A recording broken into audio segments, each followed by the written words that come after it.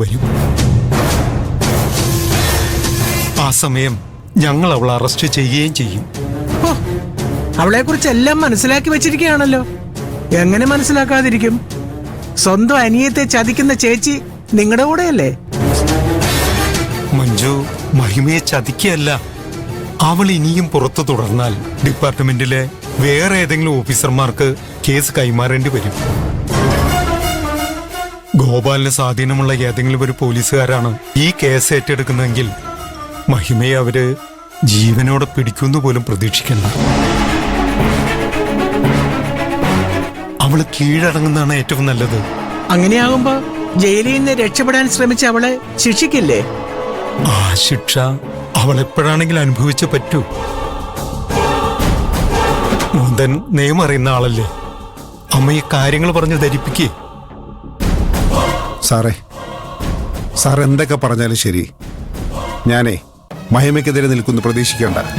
ശരി, എന്നാ പിന്നെ ഞങ്ങൾ തന്നെ എല്ലാം ചെയ്തോളാം. ഈ ഫോണുകൾ ഞങ്ങളുടെ കയ്യിലിരിക്കട്ടെ.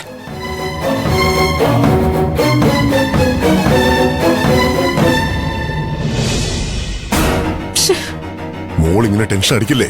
മുകുന്ദന് ഒന്നും പറ്റി കാണില്ല. എനിക്കത് ഉറപ്പിക്കണം. ഞാൻ വക്കീലിനെ കാണാൻ പോവാ. നീ എന്ത് മണ്ടത്തരം ഈ പറയുന്നേ? പോലീസുകാർ ആ വീടിന് എന്തായാലും നിരീക്ഷിക്കുന്നുണ്ടാവും. അറിയാം, പക്ഷെ എനിക്ക് പോയേ പറ്റൂ. അറിഞ്ഞുകൊണ്ട് ഇത്രയും റിസ്ക് എടുക്കണോ? എടുക്കണം.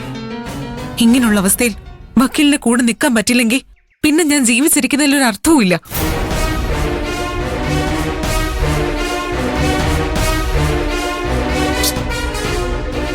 പോലീസ് പിടിക്കാതെ രക്ഷപ്പെടാൻ ഞാൻ പരമാവധി ശ്രമിക്കും. ഇനി പിടിച്ചാൽ തന്നെ കൂടിപ്പോയാ കുറച്ചു കാലം ജയിലിൽ കിടക്കേണ്ടി വരും. അതിപ്പോ എന്തായാലും കിടക്കാനുള്ളതല്ലേ, സാരമില്ല. ഒന്നുകൂടെ ആലോചിച്ചിട്ട് പോരെ? ഇതെന്റെ ഭർത്താവിന്റെ വിഷയമാ. എനിക്ക് വീണ്ടും ആലോചിക്കേണ്ട ആവശ്യവും ഇല്ല. എന്തായാലും ഞങ്ങളും കൂടെ വരാം. വേണ്ട, അത് റിസ്കാ. ഇത് ഞാൻ ഒറ്റയ്ക്ക് കൈകാര്യം ചെയ്തോളാം. മോളെ ഒറ്റയ്ക്ക് വിടുന്ന പ്രശ്നമേ ഇല്ല. ഞാനും വീരഭദ്രനും എന്തായാലും കൂടെ വരും. ബലരാമേട്ടാ, എന്തിനാ വെറുതെ റിസ്ക് എടുക്കുന്നേ? മോളുടെ കൂടെ വന്നില്ലെങ്കിലാണ് ഞങ്ങൾക്ക് റിസ്ക്. മോളെ ഒറ്റയ്ക്ക് വിട്ടെന്നറിഞ്ഞ അക്കമ്മ ഞങ്ങളുടെ കഥ തീർക്കും. എന്നാ നിങ്ങളുടെ ഇഷ്ടം പോലെ ചെയ്. നിങ്ങൾ എന്തായാലും വരണ്ട. ഭാവിയിൽ ഡോക്ടർമാരായി നാടിനും കുടുംബത്തിനും ഉപകാരം ചെയ്യേണ്ടവരാ നിങ്ങള്.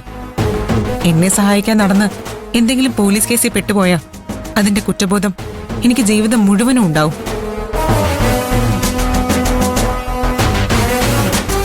നിങ്ങൾ ചെല്ല്.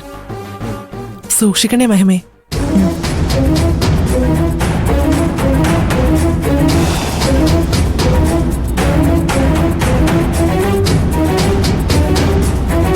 ഞങ്ങൾ ആ ഏരിയ മൊത്തം ഒന്ന് കറങ്ങിട്ട് വരാം.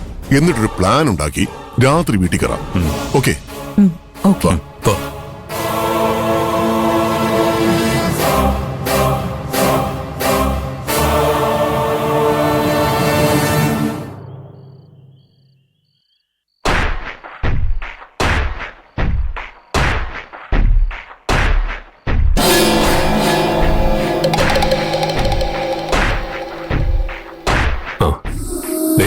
സൂക്ഷിക്കണം.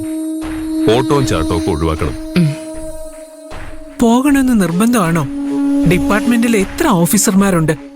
ഈ വയറും വെച്ചോണ്ട് നീ പോകേണ്ട വല്ല കാര്യമുണ്ടോ? അമ്മയ്ക്ക് എന്താ മനസ്സിലാവുന്നില്ലേ?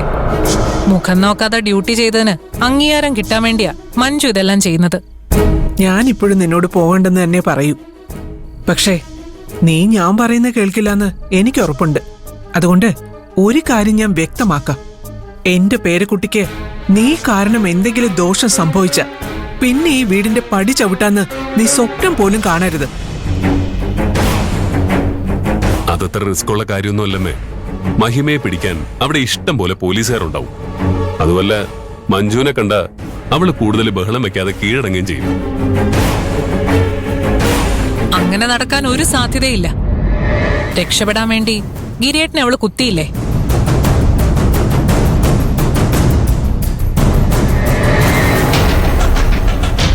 അവളുടെ വഴിക്ക് വന്ന ചേച്ചിയാണെന്ന പരിഗണനയൊന്നും മഹിമ കൊടുക്കുന്ന എനിക്ക് തോന്നുന്നില്ല. നിന്നെ കൊന്നിട്ടാണെങ്കിലും രക്ഷപ്പെടാനേ മഹിമ ശ്രമിക്കൂ. എന്റെ വഴിക്ക് വരരുത്. ചിലപ്പോ ഞാൻ ചേച്ചിയാണെന്ന് പരിഗണന തരില്ല.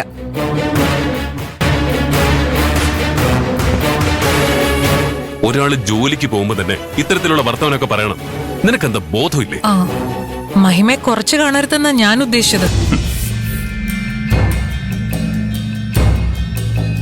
അനിയത്തിയുടെ സ്നേഹം പ്രതീക്ഷിച്ച് മഞ്ജു അടുക്കുമ്പോ മഹിമ ഇവളെ അപായപ്പെടുത്തിയ എന്ത് ചെയ്യാൻ പറ്റും? മഞ്ജു സൂക്ഷിക്കാൻ വേണ്ടിയാ ഞാനിതൊക്കെ പറഞ്ഞത്.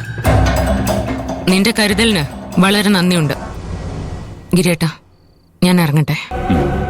All the best.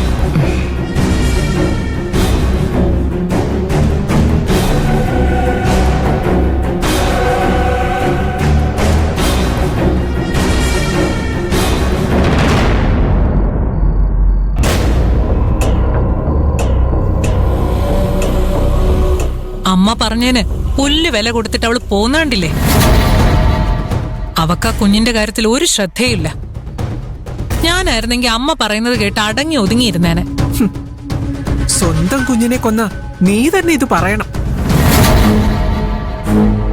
മോളെ, നിന്റെ കയ്യിൽ ആവശ്യത്തിന് കാശുണ്ട്, സൗന്ദര്യമുണ്ട്, പുറം രാജ്യത്ത് നല്ലൊരു ജോലിയുണ്ട്. മര്യാദയ്ക്ക് വേറെ ഏതെങ്കിലും ഒരു പയ്യനെ നോക്കി കല്യാണം കഴിക്കാൻ നോക്ക്. ഗിരിയുടെ പുറകെ നടന്ന നിന്റെ ജീവിതം പാഴാവുകയുള്ളൂ. അവന്റെ ജീവിതത്തിൽ ഒരു പെണ്ണേ ഉള്ളൂ, അത് മഞ്ജുവാ.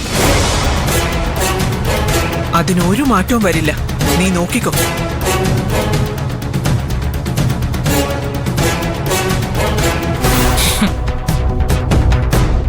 അമ്മ പറഞ്ഞത് ശരിയാ. ഗിരിയേട്ടന്റെ ജീവിതത്തിൽ 2 പെണ്ണുങ്ങൾക്ക് സ്ഥാനമില്ല. എനിക്കെന്തായാലും സ്ഥാനം പിടിച്ചല്ലേ പറ്റൂ. അപ്പൊ പിന്നെ മഞ്ജുനെ അവളുടെ കുഞ്ഞിനെ ഒഴിവാക്കുകയല്ലാതെ വേറെ വഴിയില്ലല്ലോ.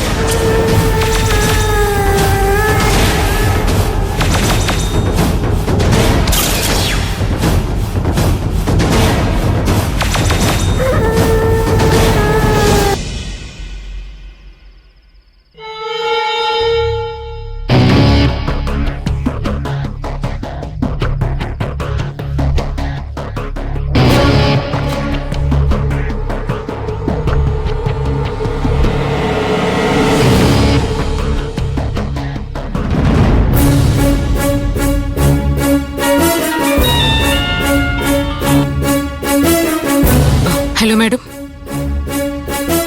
ആ അതെ മാഡം, എല്ലാവരും പൊസിഷനിലാണ്.